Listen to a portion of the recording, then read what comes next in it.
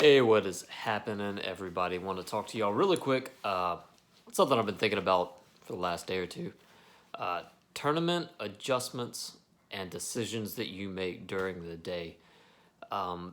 This is one thing, whether you practice for an event or not. You typically, I mean, any tournament day, you're not going to have it all mapped out, before the event begins. Usually, and that's always the case with me anyways. So I'm getting back from an event that was a just absolute slugfest. Prime time, great conditions, great body of water. The bite was on, and I finished mid pack with a just a smaller than average limit for sure. And it was all about decisions I made during the day.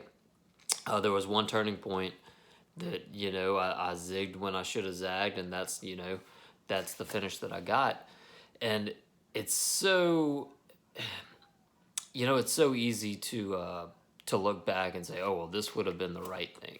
I could have done this, and the whole day would have been different. And the deal is, you never really know that. But I think the biggest takeaway I got was, to just break it down real quick. I don't want to make this a recap on the event.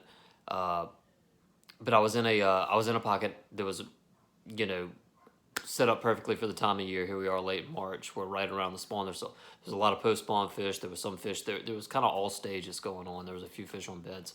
I was fishing the back of a pocket. Had a nice mix of grass, good shallow water, clean water. I had everything I needed, and there were fish. Right. So the first few hours of the day, fishing the top water, had three really big bites that just didn't get the bait. They'd smash with a frog. One rolled on it and brought it down. I set and I come back missing a leg. One knocks it out of the water. Go to a spook. One slaps it. Wakes on it. Boom. All good fish. So of course I tried all the follow up stuff. Nothing was happening. The pound and a half and 2 pounders were choking on it. But the big fish just would not get it for some reason. So I stayed in that area until about 11:30. Had a small limit. Didn't really feel, I knew that the fish were there. I just didn't know exactly what I could do to trigger them, other than waiting on a time of day thing. And it was, the skies were going to clear up. It was a full moon day, and typically that first hour and then the last 2 hours, when you're fishing around a full moon in March in our part of the world, which was Southwest Louisiana for this event. Man, that's hammer time. That's when you really get right in a hurry. Uh, I decided not to wait him out though. I decided to make a move, and never got around anything else. And I spent the last 3 hours of the day covering water. Uh, Caught a couple fish that didn't help, and of course, the way it goes, a buddy of mine's coming in that pocket when I'm leaving, and he winds up, around 1:30, 2 o'clock, catching a really nice fish back there. So I look at that, and with Tourney X, we had the luxury of seeing when the fish was submitted, when the picture was taken.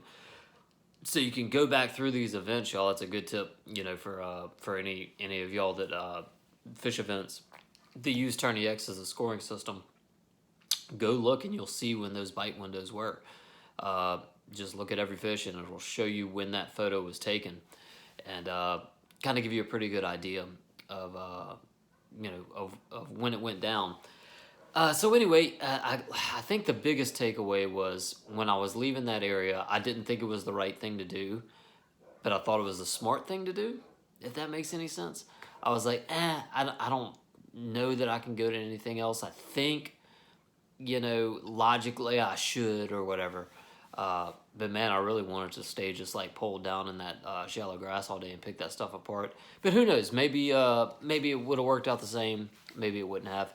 But I think that's just what keeps this sport so interesting, dude. And something I really love about it is those decisions you make on the water. When you make the right one, oh, it's perfect. You know. But when you make the wrong one, you just try to learn from it. So anyway, it was a great event. Um, it was a Vernon Lake, a little lake right by Toledo Bend. That's just an absolutely incredible place to fish. If you're anywhere near that place, I would recommend it if you like shallow water, if you like grass. And if you like really, really big bass, that's a good spot for it. Uh, so yeah, just wanted to jump on and share that real quick. Hopefully everybody's doing okay. Uh, get in the comments. Let me know.